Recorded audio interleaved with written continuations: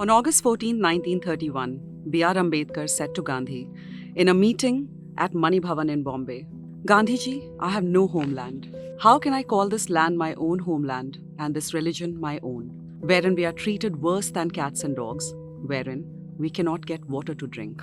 The Independence Day issue of Outlook looks at Dalit movements across the country. In that, the issue analyzes what freedom means for Dalits in our country. Outlook collaborated with scholar Suraj Yengde to put together the issue. In a discourse on museums conducted by Outlook magazine and the Bihar Museum, Y. Salone, a JNU professor in the School of Arts and Aesthetics, talked about the need for a museum of untouchability.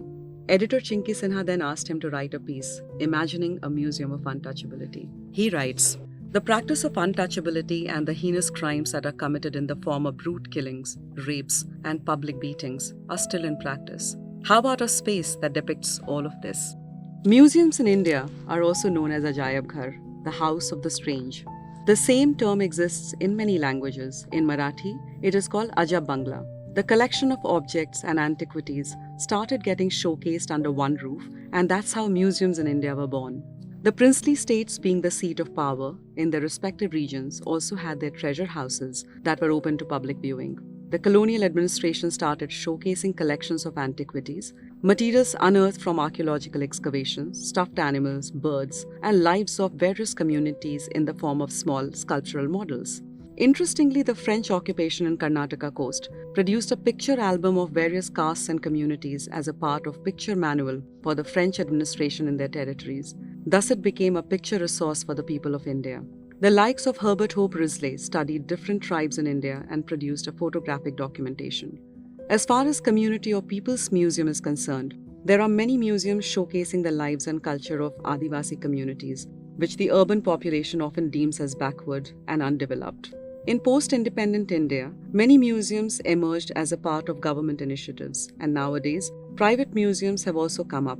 Military history in museums in India carries the narrative of the dominant communities whose names still exist on the regiments. There is a general perception that only the past is museumized and not the present practices. These strange ideas and attitudes take away focus from many problematic social issues in our society. It is ironic that even after India became a republic, the Indian public at large gets politicized only in terms of casting votes. This hardly helps our society emerge as a just society representing modern democracy.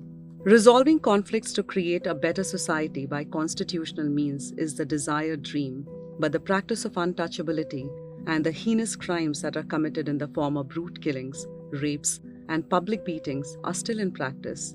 In this context, what are the possibilities of conceptualizing a museum of untouchability? Any atrocity of Savarnata is a psychotic perversion, and its manifestation is always brute, in conflict with humanity and moral human values. Who all are afraid of a museum of untouchability? Why is there resistance to such an idea? The Constitution of India has banned untouchability. It does not recognize a caste, but a group of castes for affirmative action.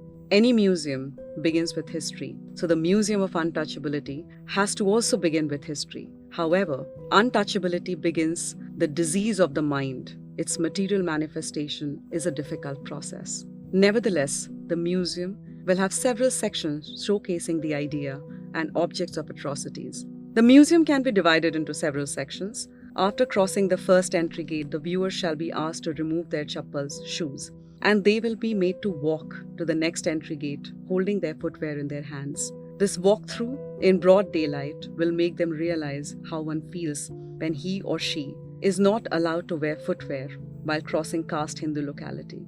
They will be allowed to wear their footwear after a display fashes.